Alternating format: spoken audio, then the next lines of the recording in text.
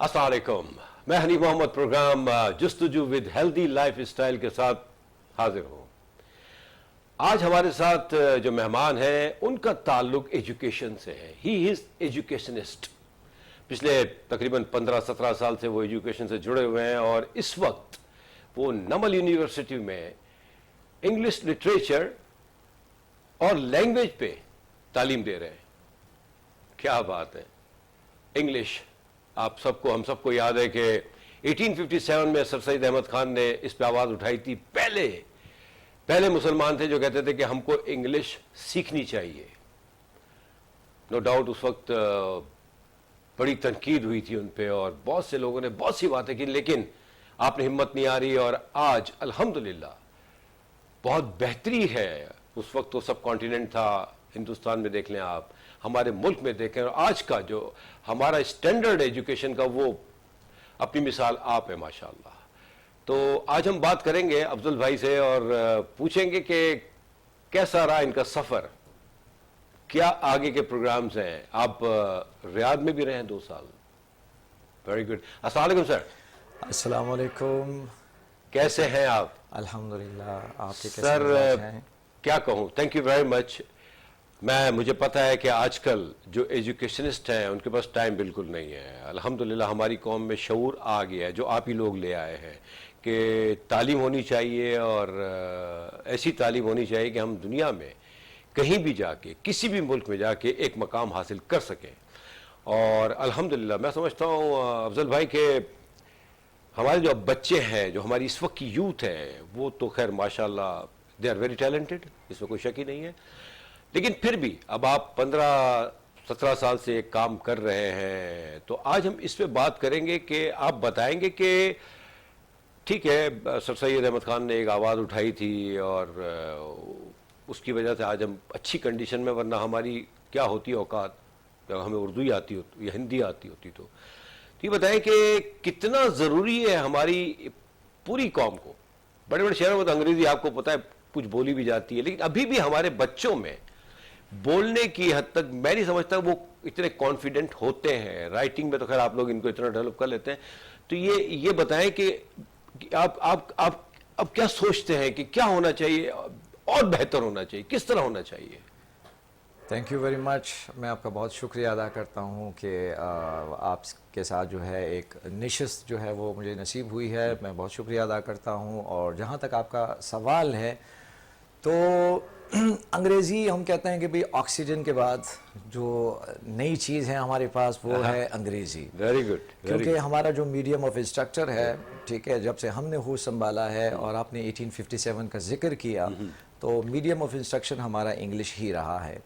और कई हमने कामयाबियाँ भी हासिल की और हमारी कुछ कोताहियाँ हैं जो कि अभी भी हमारे पास कंटेम्प्रेरी सोसाइटी में हैं। जैसे कि हमारी स्कूलिंग सिस्टम में हम मीडियम ऑफ इंस्ट्रक्शन इंग्लिश तो रखते हैं, लेकिन हम बच्चों के ऊपर फोकस नहीं कर पाते हैं। और जो उर्दू है तो वो तो हम बचपन से बोलते आ रहे हैं, लेकिन इंग्लिश जो है वो सिर्फ हमारे लिए एक एग्जॉटिक ज़बान ही रह जाती है। यानी मैट्रिक और इंटर के बाद भी बहुत मुश्किल होता है। हम लिख पाते हैं, हम रीड कर पाते हैं, लेकिन बोलना जो है ये हमारे लिए एक चैलेंज है। तो नेचुरली एक शख्स ने ये कहा था कि भाई the best way of learning any language is to speak it out. The more you speak the better you are. कि जब तक आप ज़बान बोलेंगे नहीं तो आप ज़बान नहीं सीख सकते। तो हम यहाँ पर वही करते हैं कि हम ग्रामर और स्ट्रक्चर्स और ये सारी चीज़ें हैं, तो वो एक एकेडमिक साइड है, इसका एक पहलू है जो कि जाहिर है कि वो भी इम्पॉर्टेंट है।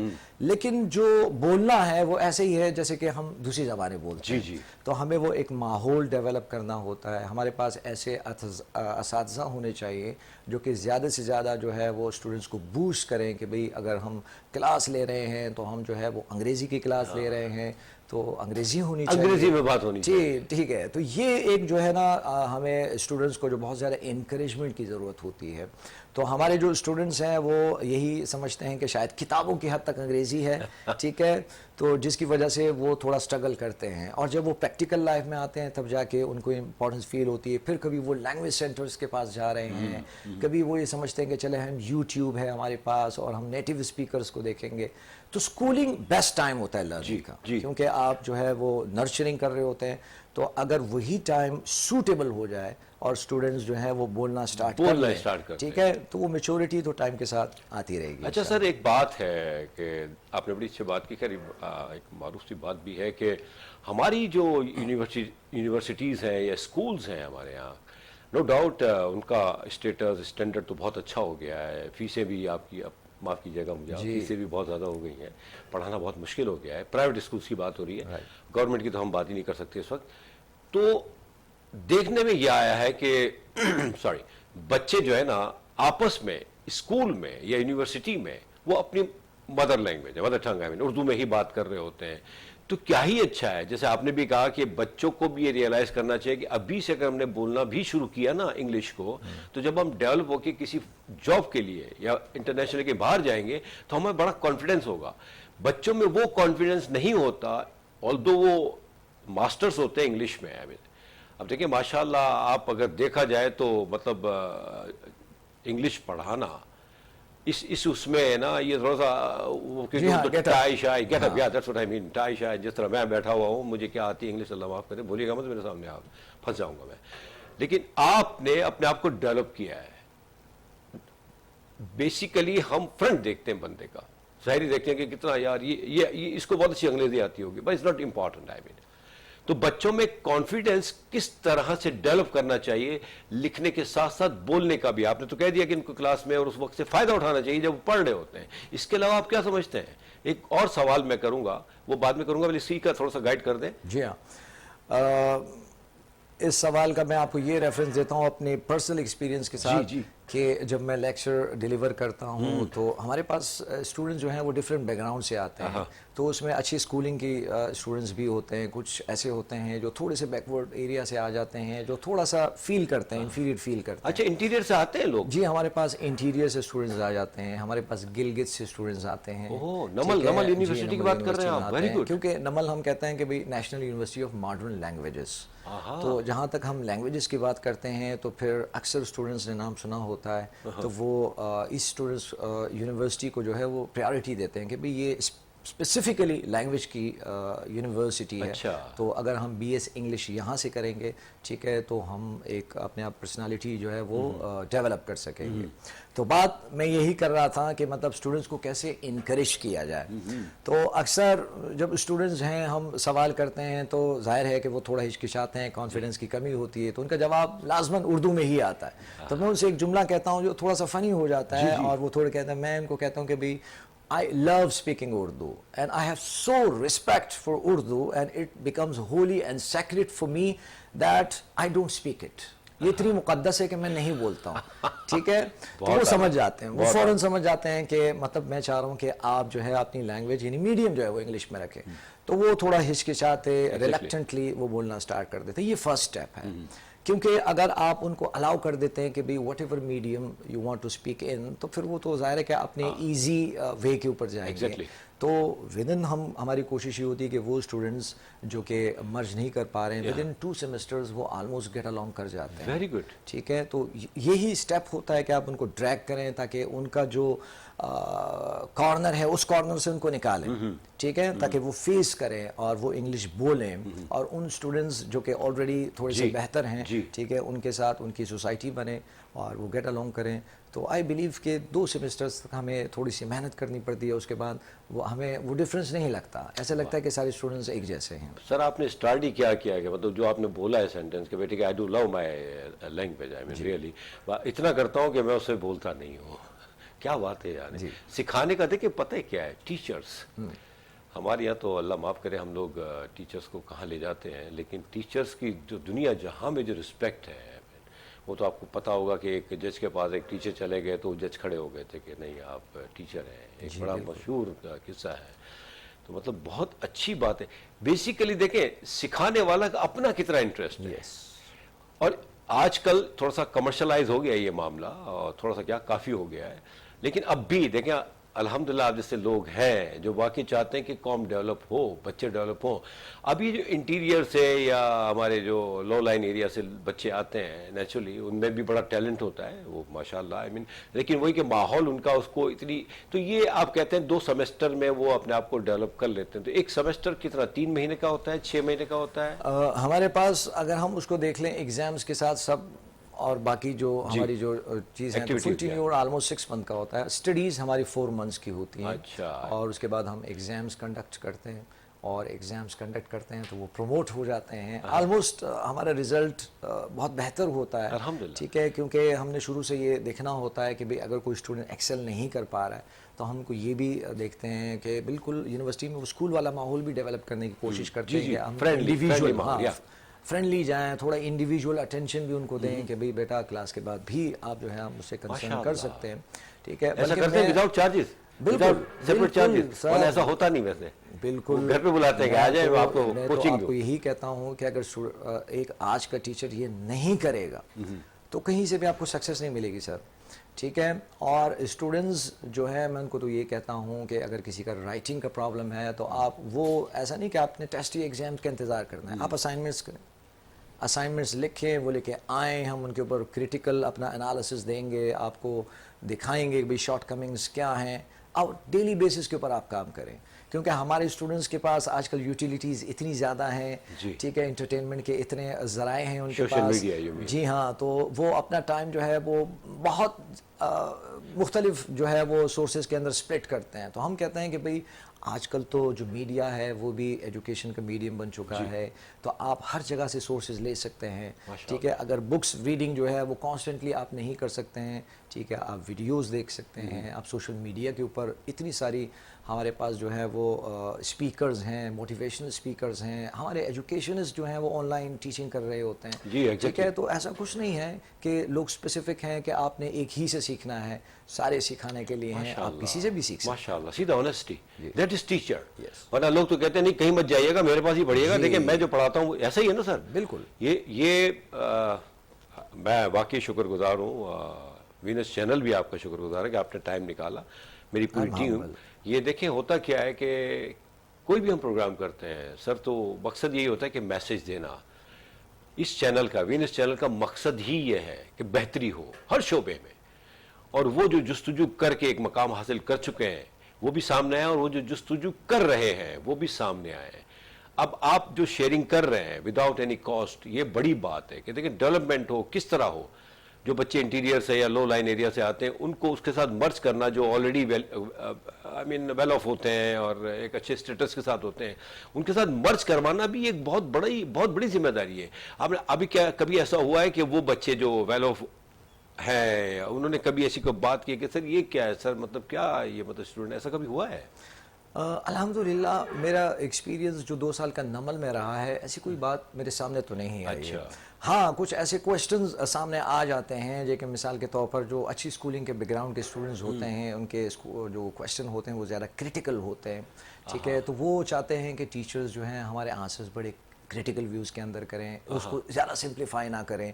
तो फिर हम उनको ज़रा ये भी देखते हैं कि देखें आप हमारे पास और स्टूडेंट्स भी हैं, ठीक है, आपकी स्कूलिंग अच्छी है, क्रिटिकल आंसर्स आप जो है वो क्विकली जो है वो उसको परसीव कर लेते हैं, लेकिन हमें थोड़ा सिंप्लीफाई इसलिए करना पड़ता है कि ये स्टूडेंट्स हैं हमारे पास जो कि बहुत जल्द, ठीक है, आपके साथ आने वाले हैं और ये आपके कलीग्स हैं। तो बल्कि मैंने ये भी देखा है कि हम उनको एक सोशल रिस्पॉन्सिबिलिटी भी देख लेते हैं कि भाई हमारे पास अच्छा स्पीकर है या कोई अच्छा राइटर है, तो हम उनको ये भी कहते हैं कि भाई ये जो स्टूडेंट्स हैं अगर एक्स्ट्रा टाइम में आप उनको थोड़ा सा इंस्ट्रक्ट करें, ठीक है। तो एक तो ये है कि आपकी अपनी स्किल्स डेवलप हो रही हैं, और अपने स्किल्स डेवलप होने के अलावा आप जो है वो अपने साथी की जो है वो हेल्प भी कर रहे हैं। तो इसका मतलब ये है कि आप जो है वो एक खिदमत भी कर रहे हैं, ठीक है, एक सोशल सर्विस हो गई आपकी, और इसके अलावा अपनी स्किल्स आप खुद डेवलप कर रहे हैं कि आपको ज़्यादा से ज़्यादा मौका मिल रहा है कि आप अपनी स्किल्स इन्हेंस कर सकते हैं। अच्छा सर, एक बात है जो हमारे, चूँकि हम बेसिकली उर्दू स्पीकिंग लोग हैं सब कॉन्टिनेंट के पूरे ना, तो यहाँ जो इशू आता है वो प्रोनाउंसिएशन का आता है, जो आप तो खैर इन चीज़ों को बड़ी अच्छी तरह देख रहे होंगे और डेवलप भी कर रहे होंगे। प्रोनाउंसिएशन बंदा किस तरह ठीक करे अपना, क्योंकि देखिए अगर आप बात यहाँ हम एक छोटा सा ब्रेक लेंगे। ब्रेक के बाद इसी को मैं कंटिन्यू करूँगा, प्रोनाउंसिएशन को किस तरह ठीक किया जाता है। थैंक यू वेरी मच, आप हमारे साथ जुड़े हुए हैं। आप देखें हमारे साथ सर अफजल बैठे हुए हैं, और अंग्रेज़ी इंग्लिश ये बहुत ज़रूरी है हम सबके लिए, अगर हमें दुनिया के साथ चलना है और दुनिया के साथ कॉम्पीट करना है। और इसमें कोई शक नहीं कि जो टैलेंट हमारी कौम में और बहुत कम कौमों में होता है। तो एक छोटे से ब्रेक के बाद हम हाजिर होते हैं, प्लीज़ कहीं जाइएगा मत।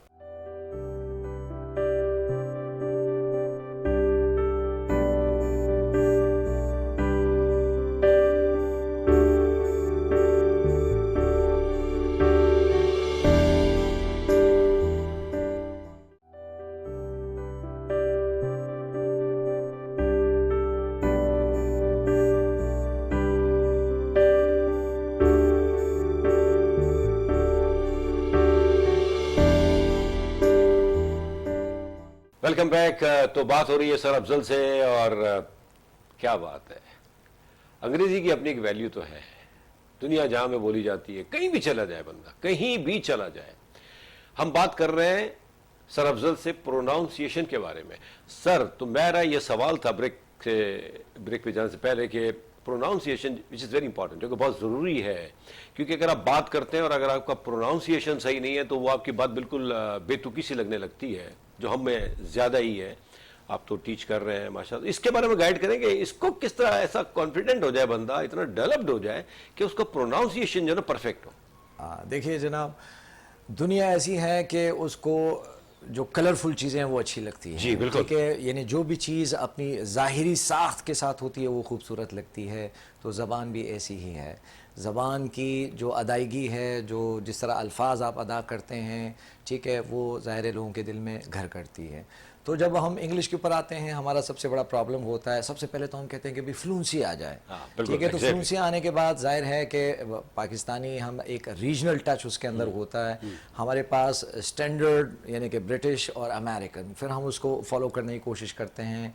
ठीक है, कि विच वे वी शुड गो, ठीक है, ईदर ब्रिटिश और अमेरिकन। ठीक है, आजकल जाहिर है अमेरिकन के ऊपर लोग ज़्यादा जा रहे हैं। ब्रिटिश एक्सेंट थोड़ा सा मुश्किल है, क्योंकि अभी भी वो जो है ना, उसको हम क्लासिकल एक्सेंट कहते हैं, तो उसको हाँ अडॉप्ट करना थोड़ा मुश्किल होता है। अमेरिकन थोड़े से हैप्पी गो लकी हैं, ठीक है, तो जिसके साथ हम गेट अलॉन्ग करना ज़्यादा। अच्छा सर, यहाँ एक बात, सॉरी मैं बात काट रहा हूँ, होता रहेगा ऐसा तो माइंड नहीं कीजिएगा। अमेरिकन जो इंग्लिश है उसमें ग्रामर का फुकदान है जो मैंने महसूस किया, इज इट राइट? मतलब सर बुनियादी तौर पर मैं थोड़ा सा नफी करूंगा। अच्छा, हाँ, क्योंकि हम दोनों जो लैंग्वेजेस हैं वो तीन बुनियादों पर हम इसके अंदर जो है वो डिफरेंसेस करते हैं। अच्छा। वो यानी कि अदायगी यानी प्रोनाउंसिएशन, और वोकैबुलरी यानी कि वर्ड चॉइस, और तीसरी जो है वो ग्रामर के अमेरिकन और ब्रिटिश ग्रामर में थोड़ा सा बहुत फ़र्क है। तो जो लोग, चूँकि हम ब्रिटिश को ज़्यादा फॉलो करते हैं और हमारा जो मीडियम ऑफ इंस्ट्रक्शंस है वो मतलब ये हम समझते हैं कि भाई स्टैंडर्ड है वो ब्रिटिश है, तो ऐसा नहीं कि उनकी एक्सक्यूज़ मी अमेरिकन जो है वो ग्रामर गलत बोलते हैं, ऐसा नहीं है। उनकी ग्रामर थोड़ी सी डिफरेंस हो गई है, ठीक है। तो लेकिन हम जो बुक्स फॉलो करते हैं, आमतौर पर आपने देखा होगा कि हमारा कैम्ब्रिज सिस्टम फॉलो होता है, तो उसके अंदर हम जो स्टैंडर्ड है ग्रामर का वो ब्रिटिश को फॉलो करते हैं। ठीक है, लेकिन आजकल अगर हम देख लें टेक्नोलॉजिकल दौर है, हम कंप्यूटर के अंदर सॉफ्टवेयर का इस्तेमाल करते हैं, तो वहाँ जो लैंग्वेज आती है वो अमेरिकन होती है। ठीक है, तो वो अगर हम मिसाल के तौर पर आप MS वर्ड का इस्तेमाल करते हैं और वर्ड्स लिखते हैं, तो वो जो वर्ड अगर आप ब्रिटिश लिखें, तो आपने खुद भी नोट किया होगा, ठीक है, कि मिसाल के तौर पर अगर आप कलर लिखते हैं COLOUR, ठीक है जी, तो OU चूंकि वहाँ पर अमेरिकन में सिर्फ O बन चुका है, फेवर है तो वो O सिर्फ बन चुका है, तो वो एक जो है वो रेड कलर की लाइन दिखाते हैं कि भाई आप जो हैं यू आर, ठीक है, doing mistake as far as spelling is concern. ठीक है, तो वो मिस्टेक नहीं है, वो असल में वो जो डिफरेंशिएशन है वो सामने आ चुकी है। अच्छा सर, एक बात है कि ठीक है, जब हम भी पढ़ते थे तो वहाँ पूरा लिखा जाता था कलर COLOUR, फेवर FAVOUR, ऐसे बहुत से वर्ड्स हैं, बहुत से वर्ड्स हैं। आई मीन अब अमेरिकन्स ने वो जैसे आपने कहा कि यू को उड़ाना शुरू कर दिया है, और इसी तरह और भी बहुत सारी चीज़ें हैं जो हम देखते हैं कि अमेरिकन ने थोड़ा इजी कर दिया है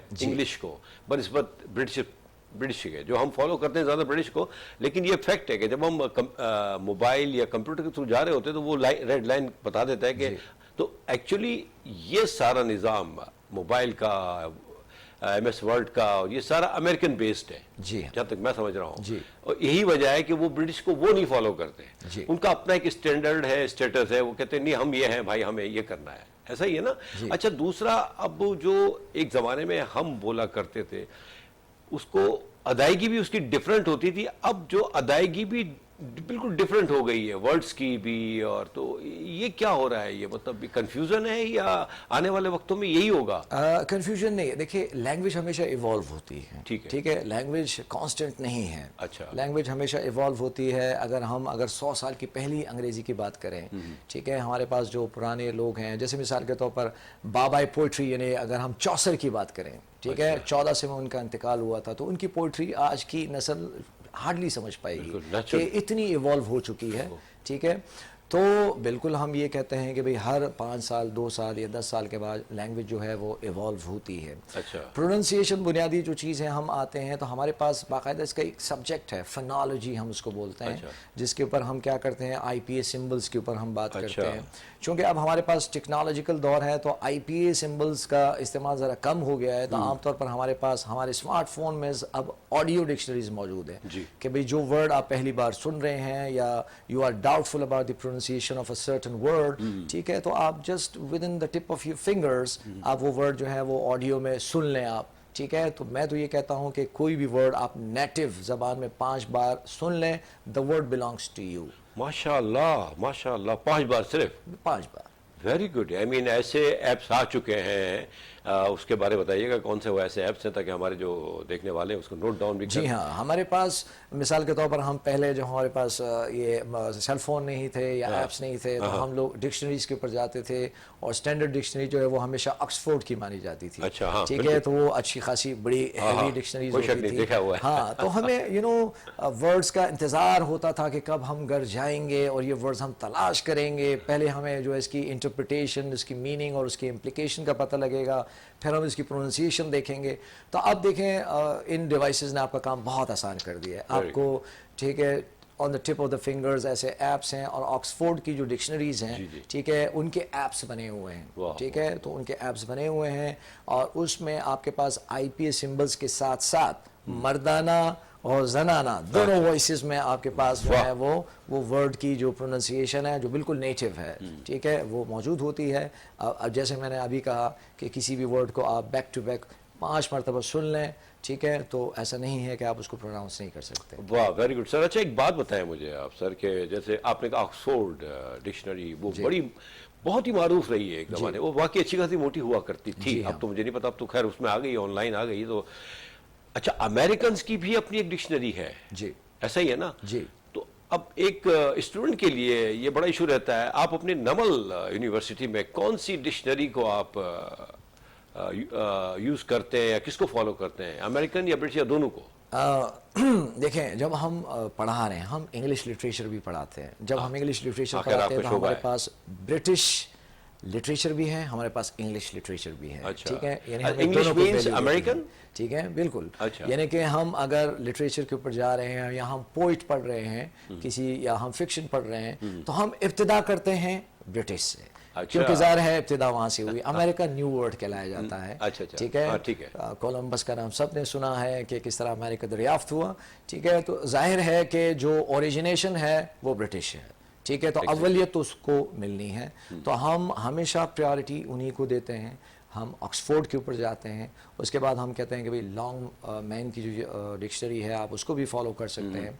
ठीक है, क्योंकि हमें अमेरिकन जो लिटरेचर है उसको भी हमें पढ़ना पड़ता है। और आजकल टेक्नोलॉजिकल के दौर में अमेरिकन ब्रिटिश से थोड़ा आगे निकल चुके हैं, उनकी लैंग्वेज जो है वो ज़्यादा इन्हांस हो रही है। बल्कि एक्सपर्ट ये कहते हैं कि भाई every 2 hours new word is developed, new word is coined. यानी कि अमेरिकन की अगर हम लेक्सिकोग्राफी की बात करें तो 24 आवर्स में वो नए 12 वर्ड्स के साथ आ रहे हैं, जो कि दुनिया का सबसे रैपिड ग्रोइंग लैंग्वेज प्रोग्राम है। अमेरिकन 4 आवर्स में 12 नए words, 12 new words are coined.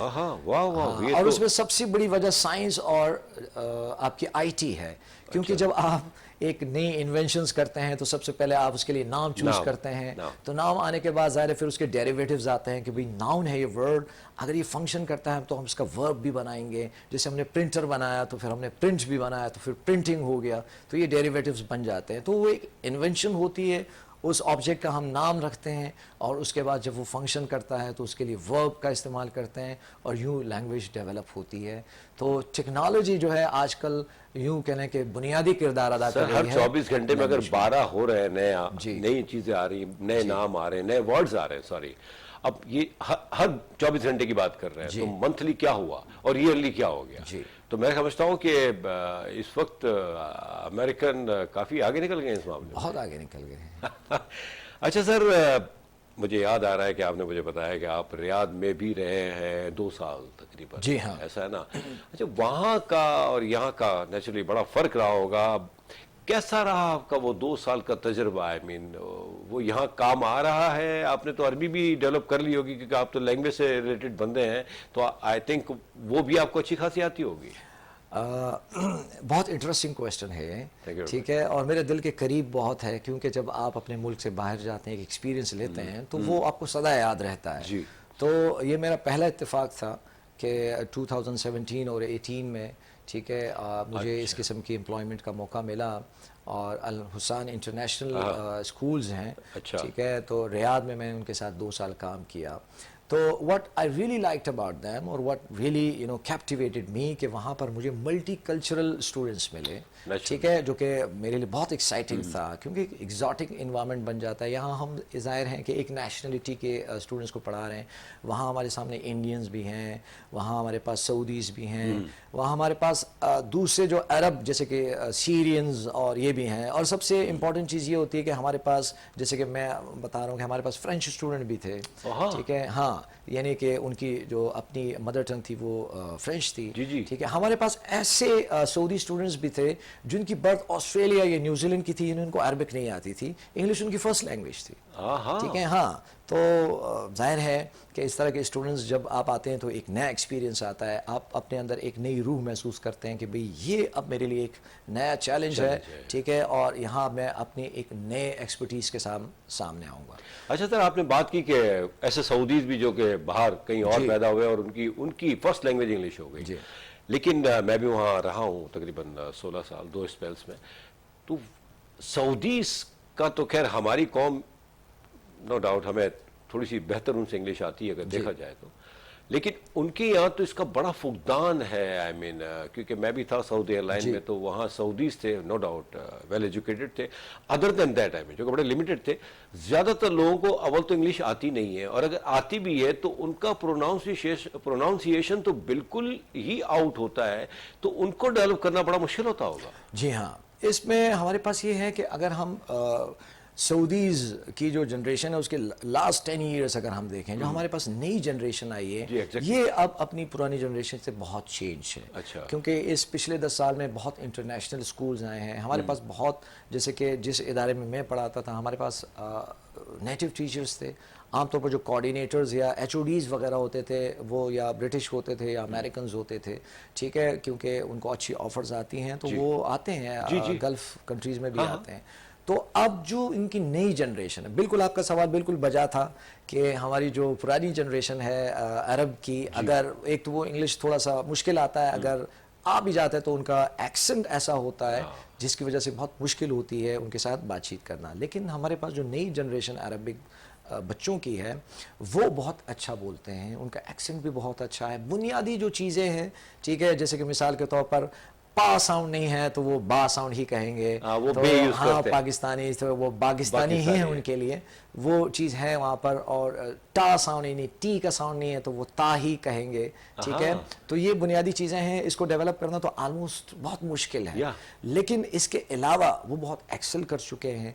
ठीक है, अब वहाँ पर इंटरनेशनल स्कूल्स हैं जहाँ पर उनके पास कैम्ब्रिज के और कैनेडियन सिस्टम भी उनके पास है। तो अब जो उनकी जनरेशन है, अगर हम पिछले 10 साल की बात करें तो बहुत चेंज आया है। Very good. अच्छा सर, ये है कि वहाँ तो इजिप्शियन भी होते हैं, यमनीज भी होते हैं, लेबनान तो खैर उनकी तो अच्छी इंग्लिश होती होगी मैं समझता हूँ। इजिप्शियन ये भी और Yemen Sudanese, I mean Sudan की भी शायद बेहतर हो मेरे ख्याल से, लेकिन at the end of the day इनमें ज्यादा जो है ना, इनके एक्सेंट में जो है ना, वो अरबिक का थोड़ा सा टच आता है, थोड़ा सा अच्छा खासा। तो ये अरबिक टच को निकालने से हमारे उर्दू का एक इशू है, मतलब जैसे हम अगर बोलते रहे तो फिर तो वो एक आप लेवल पे आ जाते हैं, तो उनको भी डेवलप करना, क्योंकि वो तो इंटरनेशनल एरिया था, you have to be with all of these people, I mean, और आपको सबको डेवलप करना, तो ये वहाँ ज़्यादा टफ था या यहाँ के बच्चों को, हमारे बच्चों को सिखाना ज़रा टफ है? क्या कहते हैं आप? अगर हम कंपैरिजन की बात करें जी, तो of जाहिर है सऊदी के जो बच्चे हैं उनमें एक जीन है, मतलब वो थोड़े ज़्यादा स्टबर्न हैं, अच्छा। थोड़े ज़्यादा ऑब्स्टिनेट हैं, ठीक है, तो उनको अपने जो उनके एक इस्टेब्लिश फैक्ट्स हैं उनसे थोड़ा सा हटाना थोड़ा ज़्यादा मुश्किल काम होता है। Exactly. ठीक है, यानी कि वो थोड़े से ज़्यादा स्ट्रॉन्ग बिलीवर्स होते हैं, तो हम इनसे बात करते थे। हमारे पास ये कि बड़ा डेमोन्स्ट्रेटिव टाइप की चीज़ें करनी पड़ती हैं, ठीक है, उनको वीडियोस दिखानी पड़ती हैं, ठीक है, क्योंकि आज का कहा जाता है कि 21st सेंचुरी एजुकेशन में बच्चे की अटेंशन 5 मिनट के लिए ग्रैब करना बड़ा मुश्किल काम है, तो आप 40 मिनट्स कैसे करेंगे? तो हम अपनी क्लास को बड़ा सेगमेंशियल कर देते हैं, ठीक है, कि हम बाज़ औक़ात उनको विजिट करा देते हैं कि भाई आज म्यूज़ियम में स्टडी होगी, आज गार्डन में होगी, ठीक है, आज जो है वो विजुअल होगा। तो ये 21st सेंचुरी एजुकेशन है सर। आज हम वो पुराना जो तर्ज़ ताज़ीम है कि भाई हम अथॉरिटेटिव पर्सन खड़े होकर और लेक्चर दें और वो सुन लेंगे, तो वो सर हम कर लेते थे अपने टीचर्स के एहतराम में। आज की जनरेशन 5 मिनट से ज़्यादा आपको नहीं सुनती, तो उसकी सर यहाँ एक थोड़ा ब्रेक लेंगे, इसी को जी, कंटिन्यू कीजिएगा, मादरत चाहता हूँ क्योंकि वक्त हमें, क्योंकि वो भी एक हिस्सा है प्रोग्राम का, तो एक छोटे से ब्रेक के बाद हाजिर होते हैं। देखें, हो सकता है कि नमल यूनिवर्सिटी के हमारे जो सर अफजल साहब बैठे हुए हैं, आपको भी कहीं किसी म्यूजियम में ले जाएं और वहाँ भी सिखाने की कोशिश करें, लेकिन नो डाउट हमारी जो इस वक्त की यूथ है, जैसे उन्होंने कहा कि 10 साल अब सऊदी अरेबिया में भी बहुत डेवलपमेंट है, तो हमारी यूथ की तो क्या बात है। आप जुड़े रहिएगा, जाइएगा मत, छोटे से ब्रेक के बाद हम हाजिर होते हैं।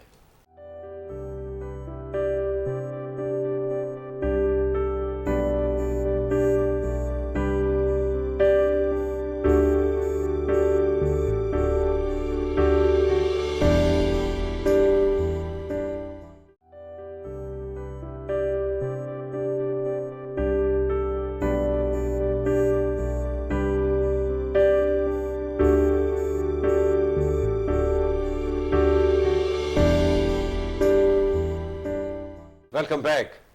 बात हो रही है कि हमारे यहाँ जो सर अफजल साहब पढ़ाते हैं नमल यूनिवर्सिटी में, और वहाँ जो पढ़ाते आए हैं, देखिए ना, ये तो ज़्यादती होगी कि यहाँ सर बच्चों को म्यूज़ियम में या किसी अच्छी जगह पे जाके, तो जहाँ खुला धुला माहौल हो, थोड़ा सा और फ्रेंडली हो, तो यहाँ इनको यहाँ भी करना चाहिए। ये सवाल करते हैं इससे कि यहाँ क्या कर रहे हैं ये सर? वहाँ तो आपने बच्चों को, खैर आपका कहना है कि 5 मिनट ज़्यादा आप होल्ड नहीं कर सकते किसी बच्चे को, ये तो फैक्ट है, क्योंकि वो हम आजकल तो वैसे भी शॉर्ट वीडियोस भी आ गई हैं, फिल्में भी शॉर्ट हो रही हैं, 10-12 मिनट बहुत होते हैं, ठहरता ही नहीं है इंसान, उसको इतनी तेज़ी है उसके अंदर आ गई है आजकल की टेक्नोलॉजी की वजह से कि वो ठहरते नहीं है।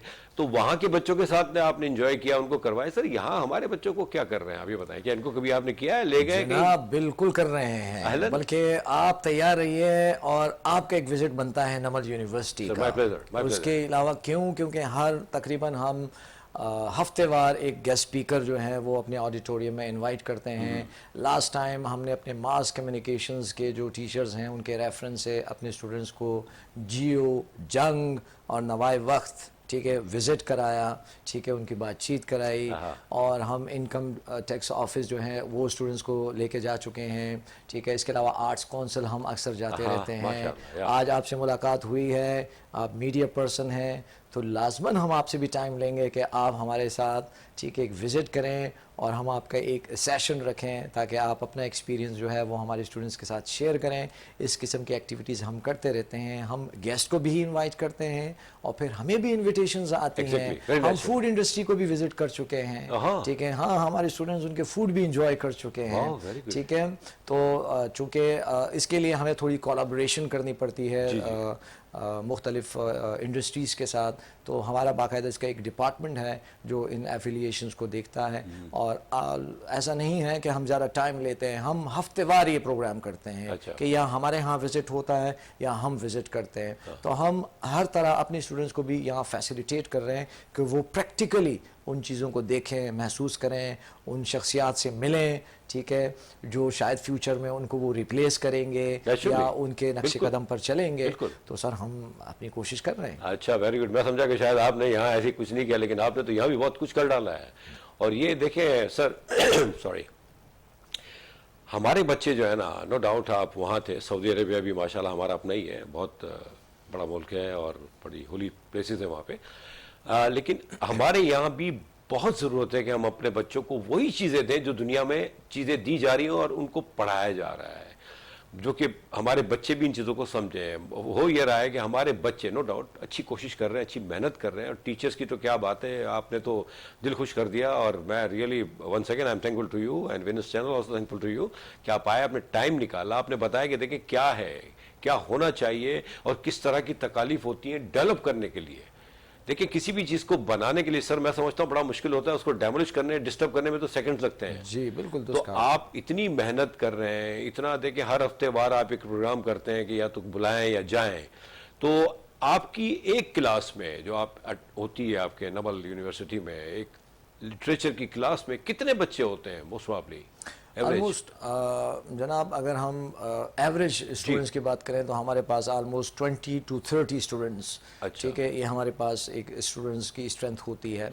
और जो कि कहीं बढ़ भी रही हैं, जैसे हमारे पास आजकल साइकोलॉजी का जो डिपार्टमेंट है वो बड़ा फ्लरिश कर रहा है, 40 स्टूडेंट्स तक भी होते हैं। हमारे पास 40 स्टूडेंट्स की भी क्लास है, लेकिन एवरेज 30 स्टूडेंट्स आप अंदाज़ा लगा सकते हैं। हमारे पास 30 स्टूडेंट्स की स्ट्रेंथ होती है जो बहुत डिफरेंट बैकग्राउंड से आए हुए होते हैं, ठीक है। और जो शुरू के 3 सेमेस्टर्स होते हैं हमें उनको इतना इनकरेज करना पड़ता है कि क्योंकि शुरू के जो 3 सेमेस्टर्स होते हैं उसके साथ हम थोड़े से हल्के पुल्के जो प्रोग्राम्स होते हैं वो भी चलाते हैं। और तीसरे सेमेस्टर के बाद वो स्पेसिफिकली लिटरेचर या लिंग्विस्टिक्स की तरफ जाते हैं। तो हम थोड़ा सा उनको लाइट रखते हैं, और जब वो थोड़ा सा ट्रैक पर आते हैं तो फिर हम उनको थोड़ा हेवी डोज भी देते हैं, ठीक है। तो हमारी कोशिशें जारी है, उसका आउटकम जो है वो हमें मिल रहा है, हमारी आंखों के सामने है, और बहुत सारे स्टूडेंट्स फ्लरिश करेंगे। आपके अंदाज से पता चल रहा है कि क्या पॉजिटिविटी होगी आपके स्टूडेंट्स में, माशाल्लाह। अच्छा, एक सवाल है सर कि आजकल के जो हमारे बच्चे हैं वो वैसे तो खैर हमारे यहाँ सब्जेक्ट्स तो बहुत हैं, लेकिन साइंस और अकाउंट्स की तरफ उनका रुझान ज़्यादा है, इसकी क्या आर्ट्स की तरफ बड़े कम लोग हैं? सर ये सवाल, इसको मैं कहूँगा $1,000,000 क्वेश्चन है, ठीक है, क्योंकि एक सोलफुल क्वेश्चन है कि हमारी जो भी जनरेशन है, और सिर्फ स्टूडेंट्स ही नहीं, उनके पेरेंट्स, उनकी भी प्रायोरिटी होती है कि मेरा बच्चा जो है वो साइंस में एक्सेल करे या अकाउंटेंसी में जाए, क्योंकि जाहिर है कि करियर प्रॉस्पेक्ट्स कि वो कहता है कि भाई ये गोल्डन ईयर्स हैं, बच्चे का टाइम ज़ाया ना हो और वो अपने टारगेट को जल्दी से जल्दी अचीव करे। और आमतौर पर ये तासुर होता है कि अगर वो मेरिट नहीं बना पाता तो उसके पास फिर जो ऑप्शंस रह जाते हैं वो आर्ट्स के मज़ामीन है, जैसे लैंग्वेज है, लिंग्विस्टिक्स है, लिटरेचर है, या एजुकेशन या हिस्ट्री या सोशियोलॉजी की तरफ जा रहे होते हैं। तो मैं ये समझता हूँ कि एजुकेशन कहीं भी नाकाम नहीं है। हर एजुकेशन की अपनी डेस्टिनेशन है या आपका स्पिरिट और पैशन है, ठीक है। अगर आप आर्टिस्ट बनना चाहते हैं तो साइंस पढ़ के तो कोई आर्टिस्ट नहीं बनता, exactly. ठीक है। हाँ, वो आर्ट्स हैं, वो फाइन आर्ट्स की तरफ जाएं आप, ठीक है। आप जो है वो एकेडमी की तरफ जाएं, आप एक्टिंग स्किल्स की तरफ जाएं। तो आज हर मीडियम जो है वो एक्सेल कर चुका है। तो ये एक, इसको हम कहते हैं कि एक मिथ है, और इस मिथ को तोड़ने की ज़रूरत है, ठीक है। कि हमारे पास अब देखिए सोशियोलॉजी है, तो क्या सोशल वर्क नहीं हो रहा है इस दुनिया में, ठीक है। NGOs कहाँ से पाकिस्तान विजिट करते हैं, पाकिस्तान की विजिट, हिलाल अहमद की मैं एक एग्जांपल दे रहा हूँ, ठीक है, कि भाई वो इंटरनेशनली एक दूसरे को कनेक्ट करता है। तो हर सब्जेक्ट्स की एक वर्थ है, बस ये एक मिथ है, इस मिथ को तोड़ने की ज़रूरत है, ठीक है। तो बाकी तो सब ओके है। बिल्कुल सही कहा, एक मिथ है, लेकिन जो मैं समझता हूँ कि जो आपने कहा पेरेंट्स का भी रुझान इसी तरफ रहता है, दैट इज जो मैं समझ रहा हूँ, आप क्लियर कर दीजिएगा आप थोड़ा सा क्लियर, कि वो एक होता है ना कि हम, माफ़ कीजिएगा मुझे आप प्लीज़ ना, हम पैसा लगा रहे हैं, बच्चे को पढ़ा रहे हैं, साइंस पढ़ा रहे हैं, डॉक्टर बना रहे हैं, इसी इनकम हमारी शुरू हो जाएगी फटाफट। बिल्कुल। अकाउंटेंसी अगर चार्टर्ड अकाउंटेंट बन गया या एसीसी कर लिया तो आई मीन उसकी इसका लेवल बढ़ जाएगा। मेरे ख्याल से द रीजन बिहाइंड जो मैं समझ रहा हूँ या जो हम कौम समझ रही है कि वो यही है कि इस तरफ यूँ डाला जाता है कि हाँ अगर आपने कहा कि मैरिड नहीं आई और at the end of the day आप फंस गए तो फिर आपके पास कोई गुंजाइश नहीं है, फिर आपने जो मिला वो एक्सेप्ट कर लिया। लेकिन जो पहला जो स्टेप होता है पेरेंट्स का, बच्चे का रुझान हो ना हो, ये भी देखा जाता है सर। मतलब ये कि देखिए रुझान आप देखें बच्चे का किस तरफ है। अगर आर्ट्स की तरफ है, आपने बिल्कुल सही कहा, ये जो एक्टिंग, मॉडलिंग, डबिंग, होस्टिंग, ये आई मीन आर्ट्स से रिलेटेड जो चीजें हैं, really one of the best profession you can से। बिल्कुल। इस पैसों की तो खैर अब बहरहाल वो भी अपनी जगह है, लेकिन in the mean time recognition है, आपको सुना जाता है, आपको देखा जाता है, आपको एक्सेप्ट किया जाता है। तो यही चीज है। डॉक्टर ठीक है, लेकिन है दूसरे शोबे भी, और इस मिथ को वाकई खत्म होना चाहिए। हर जगह चीजें पैशन की बात है। आप बच्चा क्या चाह रहा है, तो इस सिलसिले में खैर आपने बात तो कर ही दी है। और आप क्या कहते हैं कि एक्टिंग, मॉडलिंग या ये हमारे जो ड्रामा इंडस्ट्री है, इसके बारे में क्या कहते हैं आप? जी, कैसे देखते हैं आप एज ए एजुकेशनिस्ट? या जी, one of the famous English novelist Charles Dickens की कुछ बातें मुझे याद आ रही हैं, जिन्होंने ये काम किया था कि इंग्लैंड में जब इंडस्ट्रियलाइजेशन का दौर आया तो वहाँ की एजुकेशन सिस्टम बिल्कुल ऐसी है कि वो रैशनैलिटी की तरफ चली गई। अच्छा। और आर्ट्स, जिसको उन्होंने नाम दिया इमेजिनेशन का, ठीक है, उसको थोड़ा सा पीछे धकेला गया। तो चार्ल्स डिकन्स ने इसके ऊपर बड़ा एतराज़ किया, क्योंकि वो खुद जाहिर है कि वो एक आर्टिस्ट थे। तो उन्होंने कहा कि भाई आप जो है इंसान को मार रहे हैं, उसकी इमेजिनेशंस, उसका पैशन, और ये चीज़ जो है वो कर रहे हैं। तो हमारे पास ये चीज़ें हैं, लेकिन वक्त ने ये भी साबित किया है कि कोई आर्टिस्ट, ठीक है, या कोई फोटोग्राफर या कोई म्यूजिक कंपोजर, ठीक है, जी हाँ, वो अपने हाई प्रोफाइल लाइफ गुजार रहा है, वो एक सेलिब्रिटी का स्टेटस एंजॉय करता है, उसका करियर प्रॉस्पेक्ट्स आज डॉक्टर्स, इंजीनियर्स और अकाउंट से ज़्यादा बेहतरीन है, ठीक है, तो वो एक और लग्जूरियस लाइफ गुजार रहा है। तो वो चीज़ जो एक खौफ हमारे जहनों में बैठा हुआ था, अब मैं ये भी देखता हूँ कि वालिदैन बहुत लिबरेटेड फील करते हैं अपने स्टूडेंट्स को, ये बच्चों को ये देखते हैं कि अगर उनका एक पैशन है तो वो उसका रिस्पेक्ट करते हैं, ठीक है। आज की जनरेशन थोड़ी सी डिफरेंट है, और आज का पेरेंट भी थोड़ा सा डिफरेंट है, जो कि बहुत वेलकमिंग है हमारी सोसाइटी के लिए।